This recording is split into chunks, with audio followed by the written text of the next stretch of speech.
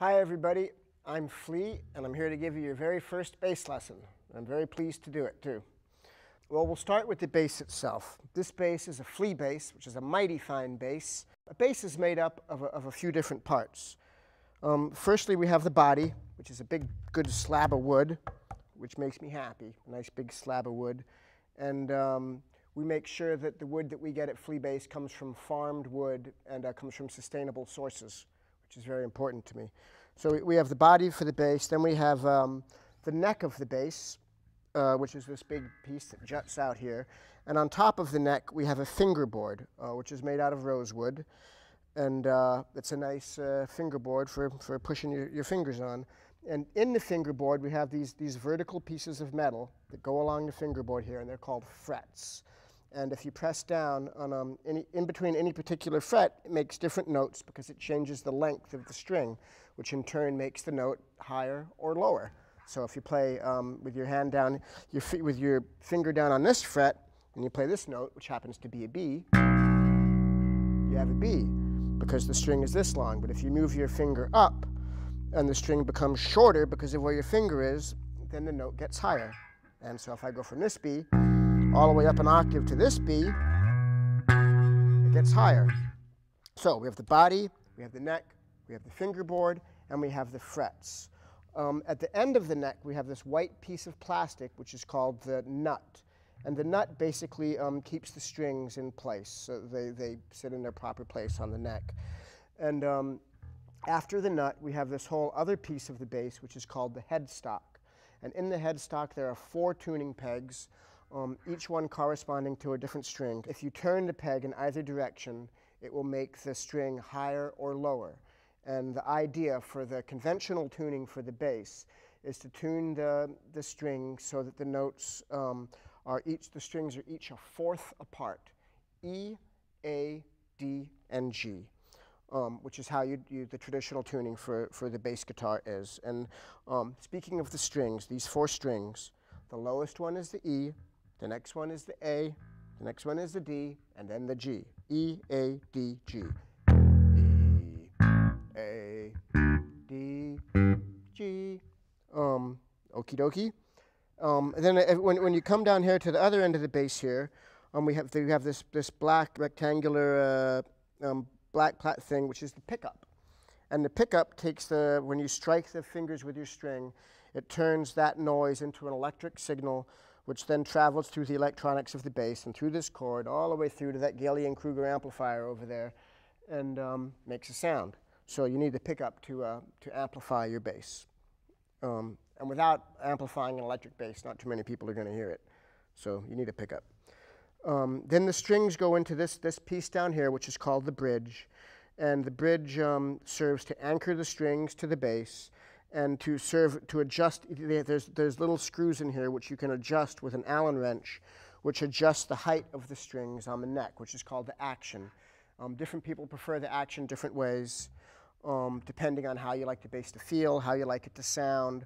And that's something that kind of comes with time of playing a bass for a while.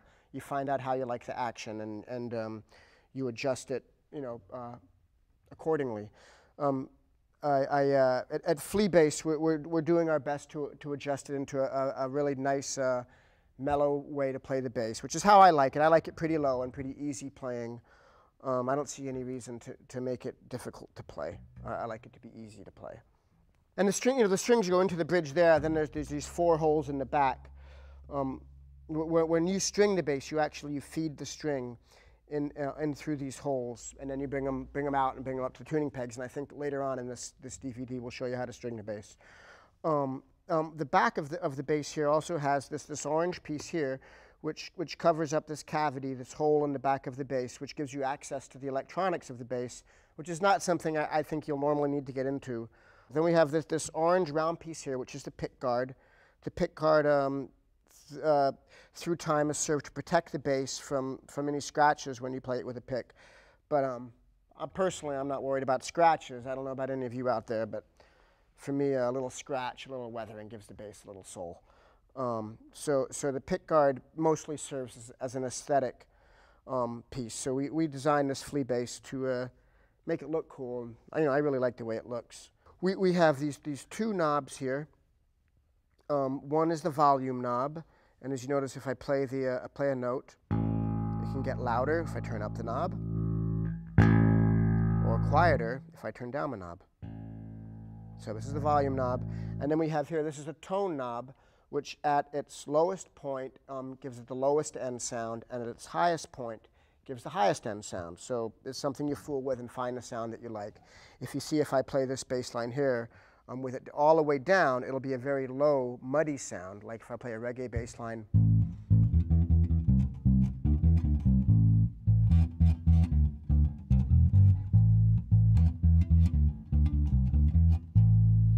Which is, you know, for a reggae type of sound, you want a real bottomy sound. But then if I turn it all the way up, it'll be a more high-endy sound, which would serve a different purpose.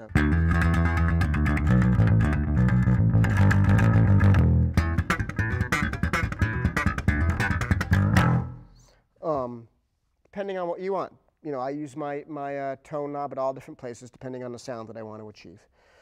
Oh, and then we have a hole here in the bass, which is your input for your chord, which has a jack on the end, which you stick in the hole to make the connection happen. On the Flea bass, we have our input here on the body of the bass. So it's nice to have a chord that has a 90-degree angle like this, as opposed to one with the jack coming straight out of the end, because it's a little bit more troublesome. When you have it like this, and you have a 90-degree jack like this, one that comes out this way, you put it in, there's very little, it's very streamlined, and I think it's a good look, and it stays in, doesn't break, solid, it's rocking, you're ready to go. Oh, then we have the this little piece here, which corresponds with this little piece here, which are the strap holders. These are the part that hold the strap on, and if I had a strap, I'd be holding it on. And that's about it. That's the Flea bass, and just about all basses are made up of these parts to varying degrees, and that's the Flea bass. It's a good bass.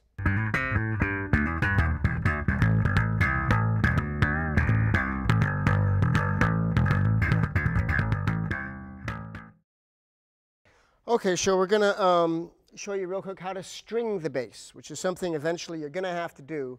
Your string will break, your strings will get old, you will need to put new strings on at one time or another. And if you're like me, when I first started playing the bass, I really loved to string my bass. Before I ended up being a big rock star and having people string it for me, I really enjoyed putting on a fresh set of strings, and it's a good feeling thing. And you know, some guys, like, they really like their strings to be very, very old. The older they get kind of a really warm, dead, thudding kind of sound, which is a beautiful sound. And then some people like them really fresh, so they're really snappy and twangy all the time. Once again, this is a matter of personal preference. I like both for different things, depending on what I'm playing. But in any case, I took off the E string so I can put it back on and show you. Here's the E string. On one end, it has this little knob, which ends up down here at the bridge, and the other end, the string just stops, and it has this red cloth stuff on it. And that ends up down here in the tuning peg. So what we do is, here's the E string missing right here. Behind here is the corresponding hole on the bass, which is right here. You take this end of the string, you stick it in the hole, just whack that baby in there, pop that baby in there, feed it through. It goes in. Then take the string out. You see it's come all the way through. Make sure it's all the way through. Then you pull it down the neck, and you see that's where it will go, right there on the neck. Then you take this end, and you insert it into this part of the tuning peg mechanism, right into this hole. You feel, okay, it's in there solid. Then you bring it out along the side. You wrap it around once clockwise. And if there's too much string, well, you have to wrap it and wrap it and wrap it around several times. That means you have too much string, and you need to cut a piece of the string off at the end, which you can do with like a hard pair of like a cutting plier type of things, or you can just bend it and keep bending it over and over again. It'll break off. But anyways, you put it on there, you wrap it around clockwise, always clockwise, and then you turn the peg counterclockwise to tighten it. So you got it in there, you tighten it, tighten it, tighten it up. And as you tighten it, then you just kind of lay the string down in the nut where it's to its corresponding place on the nut there, so it'll sit on the neck the right way. And you tighten it up until it till it achieves its appropriate tension, and then soon you'll be ready to rock. But once you put the string on there, you're going to have to tune it. Since you just put it on, it's not automatically in tune. You have to make it be in tune.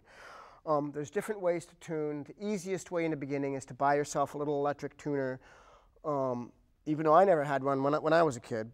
But that's the easiest way, because you just plug it into the tuner and it tells you, it tunes it for you, basically. But what I'm going to do, or you can tune it to a piano or any other instrument or a record or anything that you know has the right pitch that you want to tune to. In this particular case, I'm going to tune the E string to the A string, which has already been on there and which is in tune, because as you can hear, the A, the D, and the G, which have been on there, are in tune together. They play together in a nice tuning, but you see if I add the E, that E's a little out. The E's way low, so we're going to need to bring it up. And the way to tune to another string is if you go to the 5th fret of the string directly above it, that will be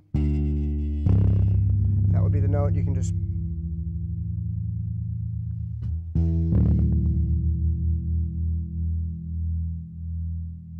and you play the harmonic, and you hear that, hear it going wow wow wow wow wow wow wow wow wow wow wow wow, and it's tuned to that till that wow wow stops and it balances out. And when it's going wow wow wow wow, it's because the two frequencies aren't together, so they're clashing and they're going wow wow wow wow wow, and because they're dissonant. And as I tune it up, that up and down wave thing evens out, it becomes level, and we go from dissonance to consonance, and we're in tune. So I tuned it to the E string to the other strings that were on there, which were already in tune, but you can tune to any pitch that's in tune, and you will have that same wow wow wow wow wow sound when you get close, and then you just tune it until the fluctuations disappear and it becomes even, and you get it in tune. But you know, tuning, it takes a little while to learn how to do it. It's not something you're going to do right off the bat, but you got to figure it out. You learn how to do it. A tuner is the easiest way, but to be honest, I recommend not using a tuner and learning how to do it by your ear, because even though it might be difficult at first and it will take you some time to learn how to do it, if you learn how to tune by ear, you'll always be able to tune your bass quickly. It'll make you hear music that much better, understand music that much better, and just be a much better bass player. So a tuner is easier. I recommend not using a tuner.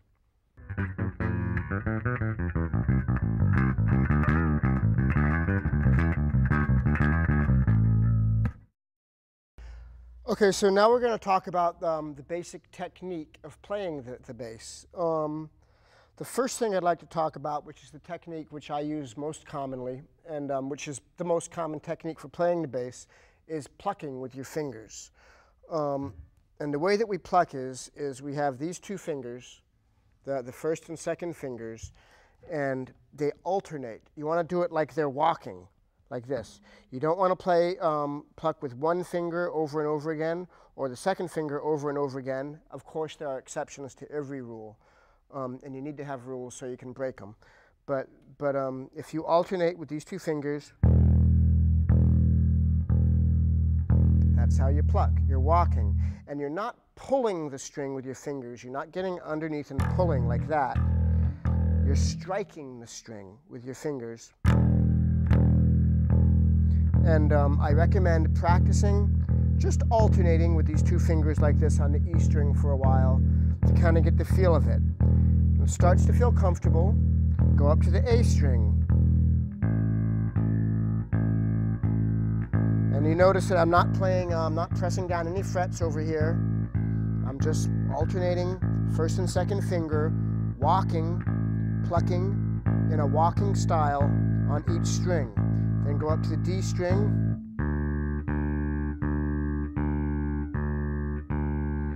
up to the G string, and then back down to the E string. And just do this for a while and start to get the feel of it. You know, the bass is like anything else. The more you do it, the more it becomes part of you, the more it becomes natural, the more the bass just becomes an extension of who you are.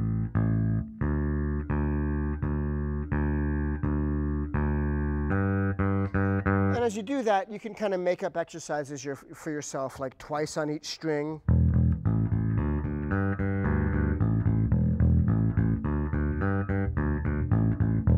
3 times on each string.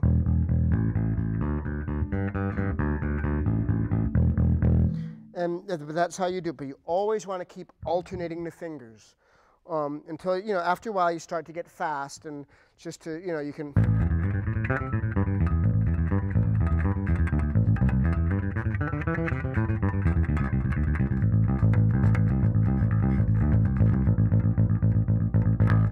Get faster, you can get slower. One other thing about plucking is, though the way that I do it is with the 2 fingers alternating, there are many great bass players, especially kind of more heavy rock bass players, like Geezer Butler, Robert Trujillo, these guys that play real heavy bass.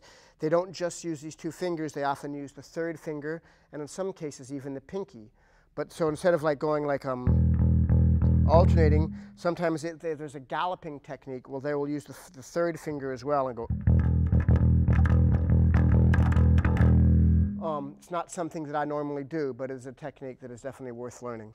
The main thing is to get comfortable with walking and with alternating your fingers and with not pulling up on the string, but striking the string. There you go. That's plucking the bass. And that's what plucking is. Next thing I'd like to talk about is slapping, which is a style that I think was originated by Larry Graham of Sly and the Family Stone, but I'm not really sure who started it. He's famous for it. He's the first guy that's famous for it on the electric bass anyways. And once again, this is a technique that is done several different ways, and I have a way that I do it, my Flea way. But I recommend, the deeper that you explore the bass and the deeper that you explore the technique, that you not only develop your own style, but study the styles of many people so you can see what is comfortable for you. But the basic technique is you strike a low string with your thumb, with the bone that's in the middle of your thumb right here, and say if I'm striking the E string with my thumb, you go. You don't go like this, you strike it, it's like you just pop it. You don't lay your thumb down on it like this, it just will stop. And you don't try to go like that or strike it in any which way from any side, you just pop down like that, just a quick little pop. And so you start, first get comfortable doing that.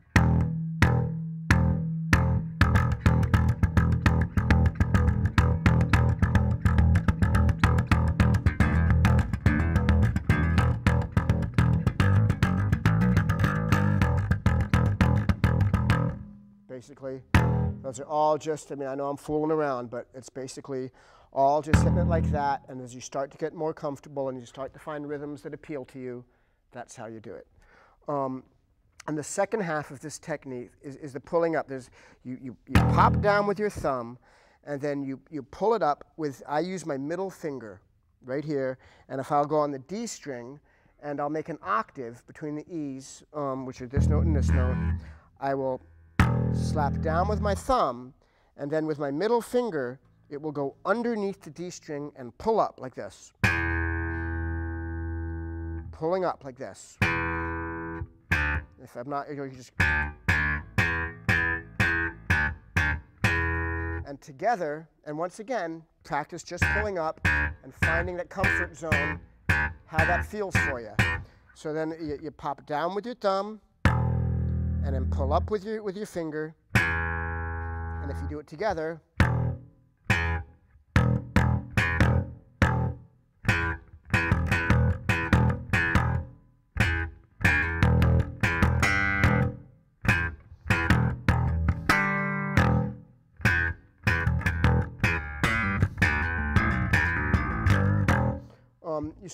you start to learn how to do it. You start inventing exercises for yourself and bass lines that you like, as your knowledge of the bass and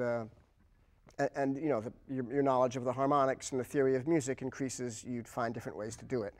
But a technique that I have always used, and the way that I learned how to slap the bass, is I started making an octave like this, and I started playing a rhythm that goes like this. I go.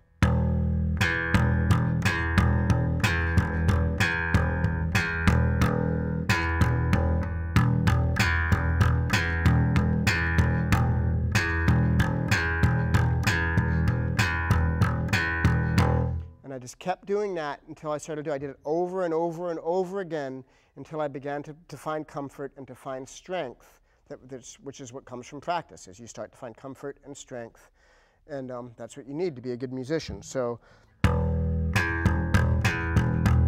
and you know, eventually you get faster and faster, and you're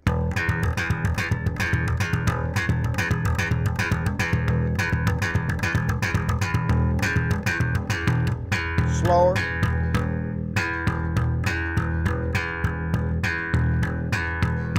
And the exercise that I do, and what I still use to warm up every time before I play a show, is I start doing octaves like that, and I start to move the octaves up and down the neck, playing octaves here with my left hand, which is something that you're going to learn as you study the bass. And I go.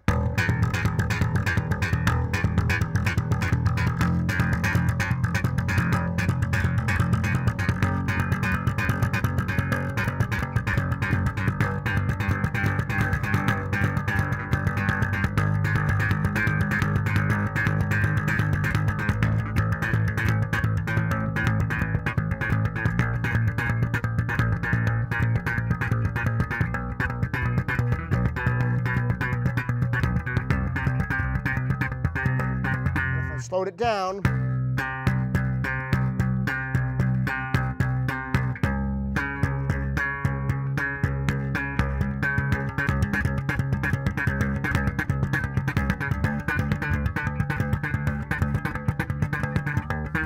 And I keep going.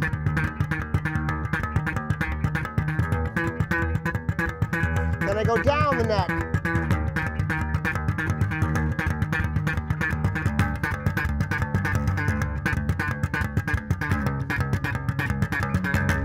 And that's how I develop my particular slapping technique, which, I do it my own way. I have my own way. I'm not saying it's the only way, but that's how I do it. And that is the exercise that I developed for myself, which is kind of the building block of the style that I developed, is my Flea way of doing it. So that's slapping.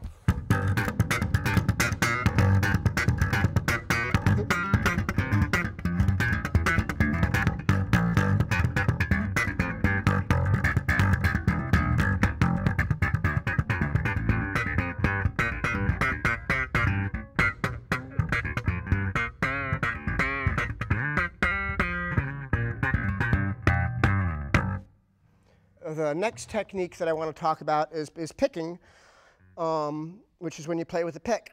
And I don't actually have a pick with me here today because I just don't have one. But I do have a quarter. And it's been brought to my attention that Chris Squire uses a quarter, and he's a good bass player. So basically, you play with a pick. Same thing. You have downstrokes, where you're holding the pick or the quarter or whatever it is you use, and I'm just going here and I'm hitting it down. You go down, then you have upstrokes, and you have downstrokes and upstrokes together, and that's playing with a pick.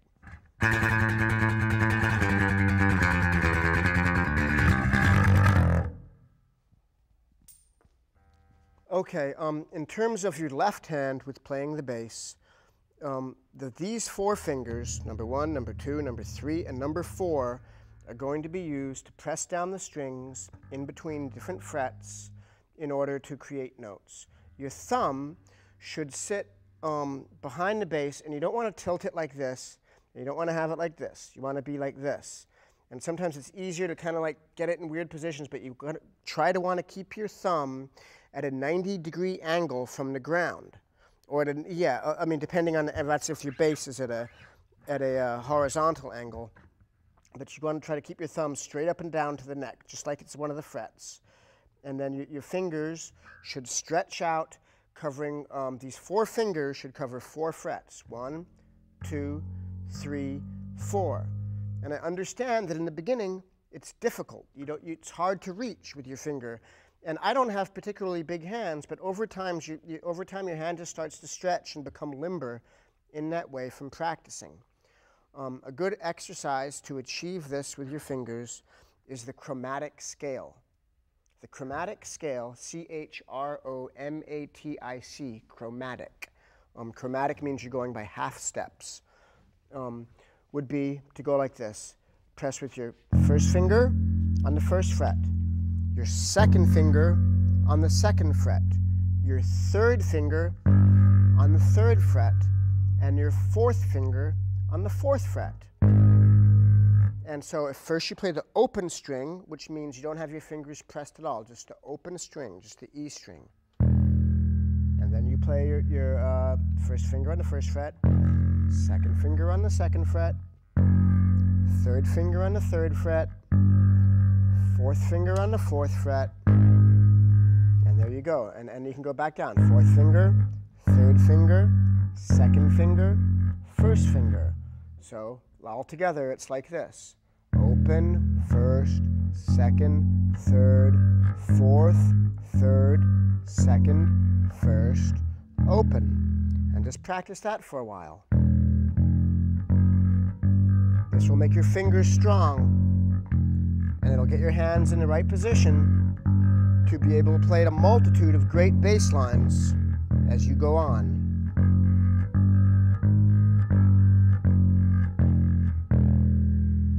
Next, go up to the A string and do the same thing on the A string.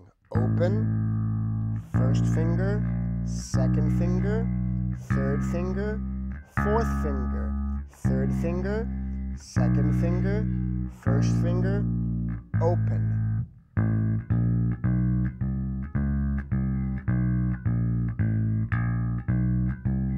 Maybe I'm going too fast. Go slow in the beginning. Might hurt your finger, might hurt your hand, might cramp up a little bit. Just take your time. If it starts hurting, stop and then start again. Over time, it will become easy if you keep at it. Bass playing takes a lot of practice.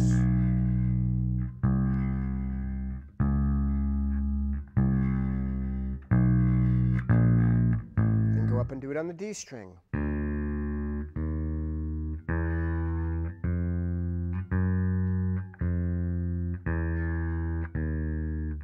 Do it a few times and up to the G string.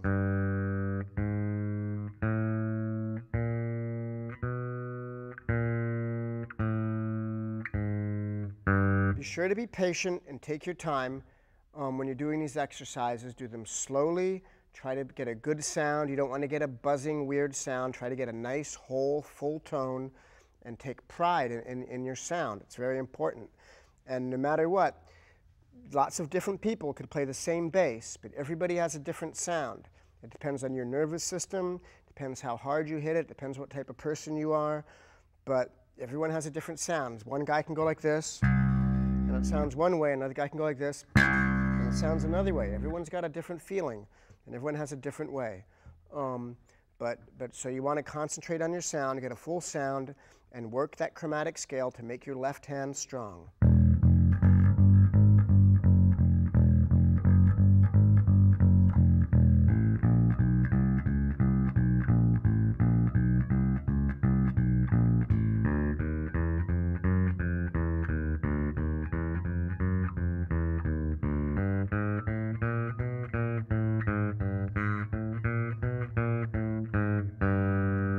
Put them all together.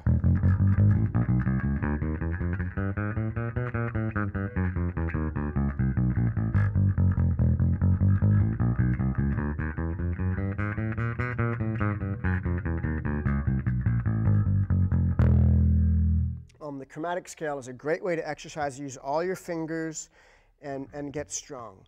And over time, you'll move the position of your hand. So if we call this first position, because your first finger is on the first fret, then if you went up to here, to the fourth fret, you could call that the fourth position, because your first finger would be on the fourth fret, and you would do the same thing over here.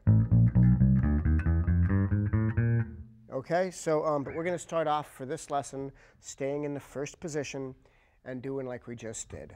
Open, first, second, third, fourth, third, second, first, open, and keeping your thumb in the same position, not sliding your thumb around, But you keep your thumb in that first position, keep your hand in that position, and it's difficult to stretch at first, but over time it will become easier, and you will begin to rock.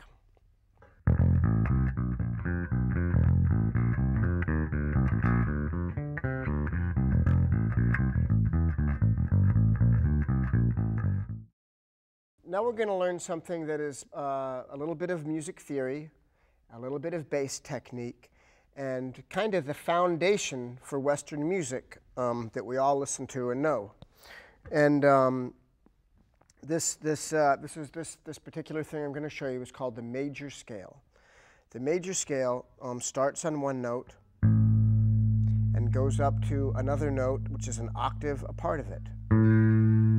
Do, do, re, mi, fa, sol, la, ti, do. Do, do, re, mi, fa, sol, la, ti, do is the major scale, and it's the foundation of Western music. And the way that you play the major scale, this particular scale is in the key of A. The first note is an A, which is also called the root note. So if you're in the key of A and you're playing an A major scale, the first note is the root, and the root is A.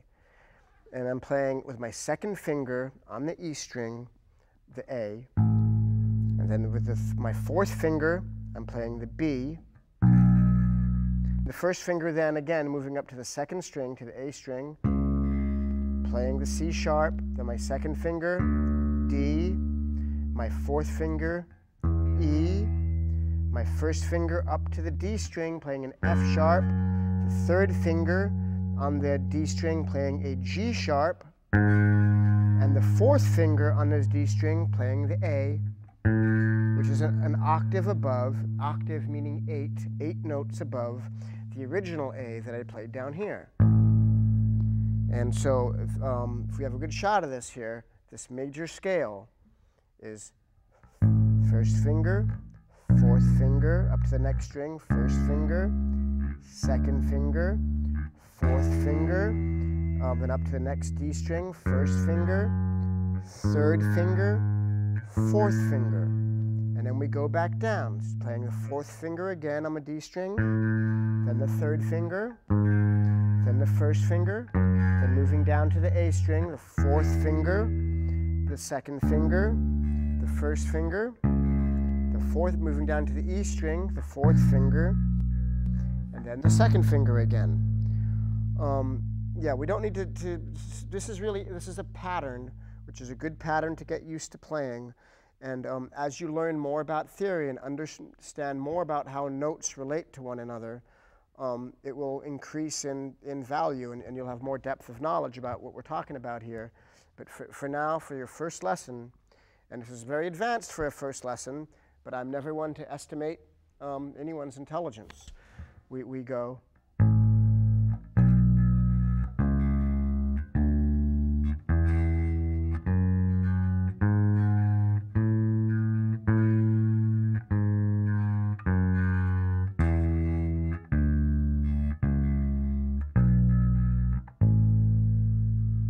Okay? Notice that my hand is staying in the same position when I play this. My thumb back here is right behind the A, kind of behind where the second finger goes, and or kind of in between the first and second finger. But my thumb is staying in one position, and so my hand is here, which is in this position, and it's not moving. I'm not sliding my hand around. Keep my hand in one spot, and I'm playing the major scale. Do, re, mi, fa, sol, la, ti, do. Ba, da, da, da, da, da, da, da. Take your time, do it slow, and you'll get it. Second finger, fourth finger, first finger, second finger, fourth finger, first finger, third finger, fourth finger. Then starting at the top and going down again. Fourth finger, third finger, first finger, fourth finger, second finger, first finger, fourth finger, second finger.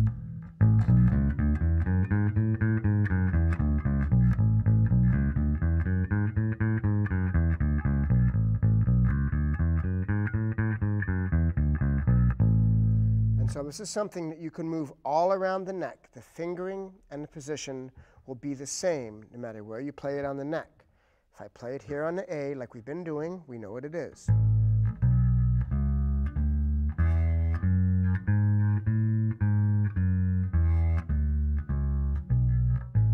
But if I move it, say, down here, and I start my second finger on the F sharp here, then we're going to go same thing. First finger, fourth finger, first finger, second finger, fourth finger, first finger, third finger, fourth finger, and back down.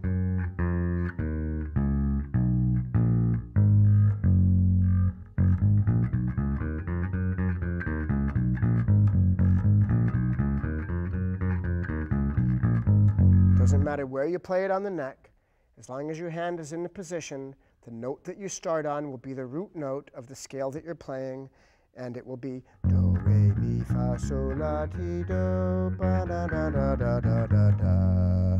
You can do it all the way up here.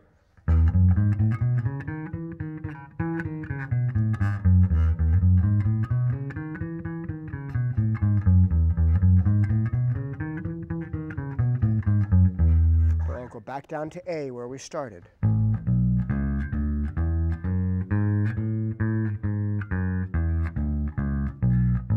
Another way to think of the major scale, and this is something that can be very helpful, is if you attach numbers to the notes. The 8 notes that we're playing in a scale, which are actually 7 notes because the top note is repeating the first note again. But if you go 1, 2, 3, 4, 5, 6, 7, 8, 8, 7, 6, 5, 4, 3, 2, 1. Then you can begin to think of the notes and how they relate to one another, say between one of the most common and consonant notes that you can put together. If you're in the key of A and you want to make a bass line, and you know that you're playing in the key of A major, you know that you have this major scale to work with. 1, 2, 3, 4, 5, 6, 7, 8, 8, 7, 6, 5, 4, 3, 2, 1. And if you play, say you want to make up a bass line, you could go between 1 and 5. And you can go.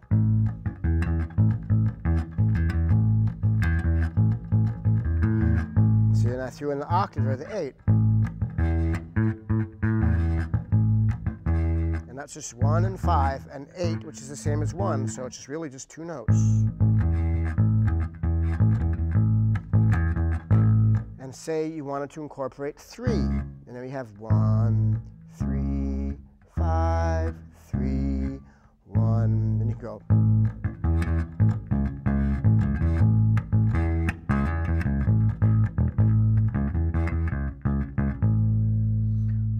But just so you know, when you think about all these notes in terms of numbers, then no matter where you are, you can relate those same intervals between the numbers to any key that you are anywhere on the neck. So if we have a major scale, 1, 2, 3, 4, 5, 6, 7, 8, 8, 7, 6, 5, 4, 3, 2, 1. The distance between 1 and 5, boom, boom, boom, boom, boom, boom, boom, boom, boom, boom, boom, would be the same in any key. So if I moved up here to C, and I was playing a C major scale, 1, 2, 3, 4, 5, 6, 7, 8, 8, 7, 6, 5, 4, 3, 2, 1. Here in C, I could go between 1 and 5.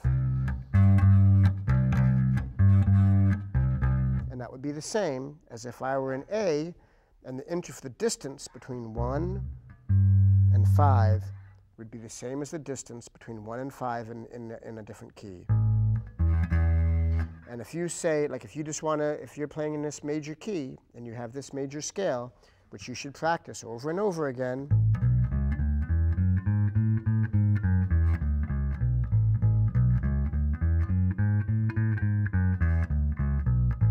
all of a sudden you have something to work with, to be creative, to create your own bass lines. So within this major scale, and within these 8 notes, you could make up a bass line.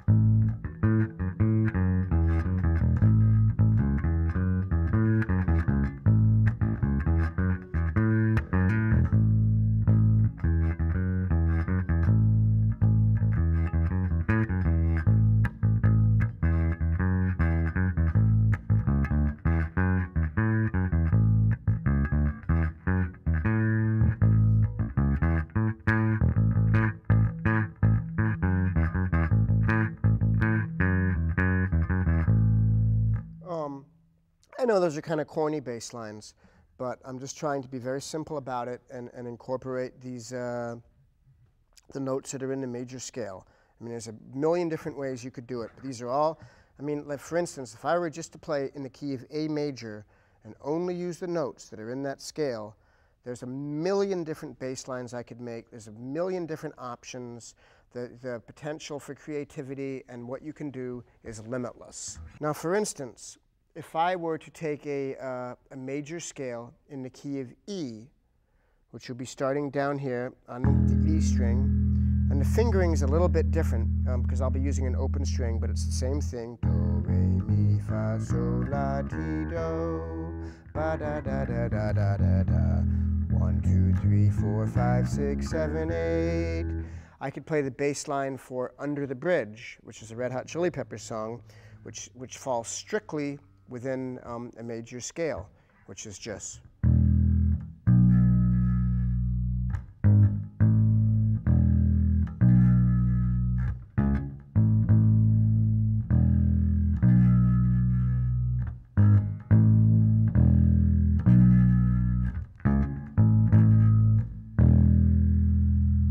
Okay, and in A major, you know, there's a million things you could do. This major scale.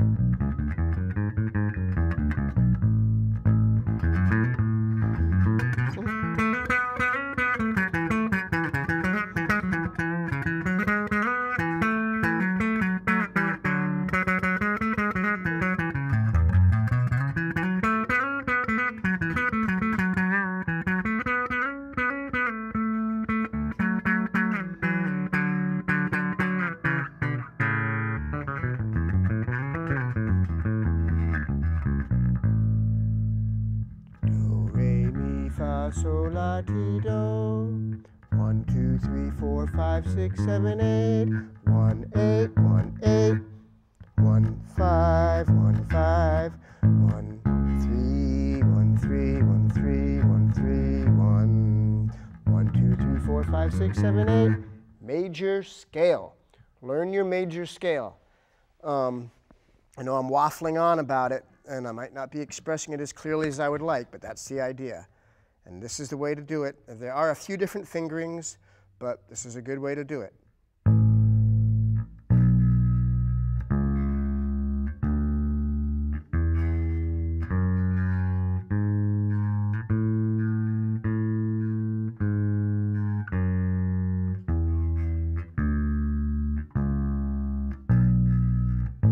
It would be very helpful and very good for any bass student to learn how to play major scales, as I just played it, all up and down the neck, over and over again.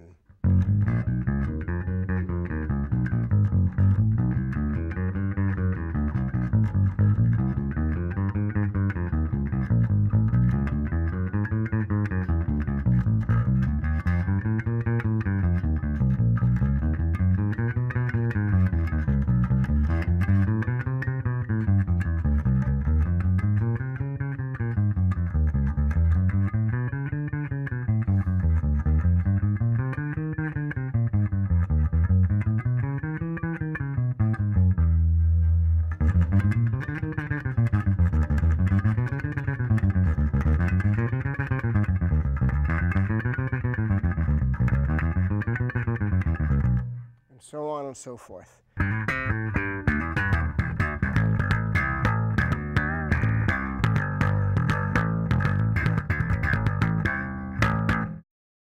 The bass guitar is usually the lowest instrument in any band. It provides the bottom for the band. It's the warm sound, it's the bed that everybody else sleeps on. It is the support, kind of the support for the higher instruments, the more melodic instruments, and a lot of times the instruments that get more glory, it's the support for them, and the stronger that the bass can support all the other instruments, the more the other guys can shine. So something I'd like to stress in being a bass player is the spirit of givingness, which is really kind of the most important thing to think of, I think, for any musician, but I feel like particularly for a bass player, often, you know, you're going to be supporting a singer, you're going to be supporting a soloist, you're going to be supporting a melodic instrument, You're going to be supporting all these other instruments, the higher frequency instruments. And so your job, as well as like, having good time, your time being solid, having a good feeling for rhythm, which comes from practice and which comes from paying attention and studying music, is listening to what the soloists are doing. So what the soloists or the melodic instruments or the more featured instruments are doing.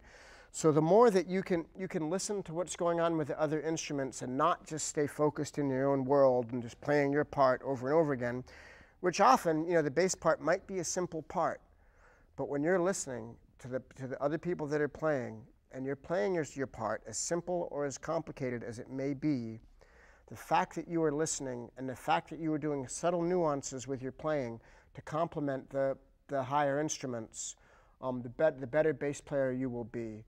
And the other thing that I like to say about playing the bass is, playing the bass, more often than not, you're going to be part of a rhythm section, which means you're going to be playing with a drummer, and you and the drummer are going to be the rhythm section. And listening to the drummer is the #1 most important thing you can do as a bass player. When the drummer hits his bass drum, you want to hit your bass note in the center of that bass drum hit. And that's something that I've always strived to do, is to be inside the middle of the drum hits. And each note that you hit, if you can manage to, if you hit, when a snare drum on a drum set goes pop, in that pop, there are 2 P's and an O, the p, p. And if you can be playing in that O, where you strike it, where you're right in the middle of that note, to me that's the ideal, and that's what I always strive for. You want to make everyone else sound good as a bass player.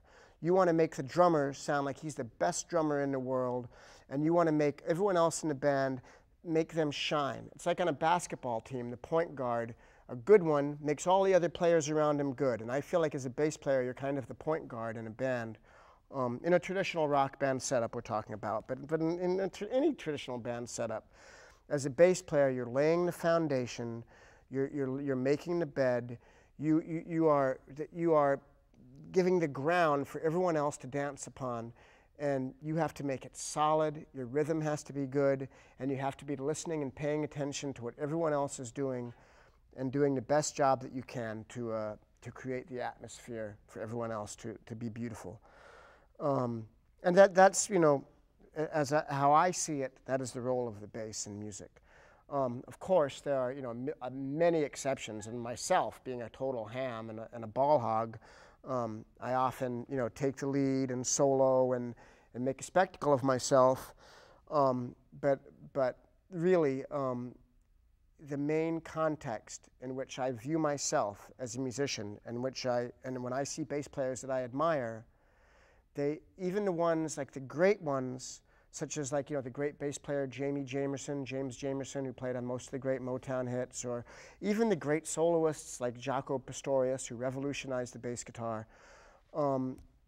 They're always, even when they're just playing regular bass lines, they're doing subtle things that make them great. And the reason that the subtle things that they do make them great is because they're not doing them for the purpose of showing off or for being fancy or for doing it. They're doing it because they're reacting to the things that are happening around them. And that's why, to be a great musician, any type of musician, listening to everyone else is the most important thing that you can ever do. And as a bass player, it is just crucial. And the more that you play, the more that these things start to become automatic. You start to internalize them, and you start to react without even consciously thinking about it, like thinking, oh, the guy just went whittle-a-whip, so I'm going to go whittle-a-whip. It's just a matter of listening and paying attention, and after a while, you become one with the music, and the music becomes you, and it becomes like breathing, and that's what it's supposed to be. My only other advice as a bass player is to be yourself, to love what you love. Don't worry about what anyone else tells you to like, or what's cool to like, or anything, but to embrace who you are. Every single person and every bass player has their own bass line inside of them. everyone, and it's a unique bass line, and to play, and to practice, and to play, and to study in service of finding the uniqueness that is inside of you so you can express it as a bass player. And that's my advice about the bass guitar.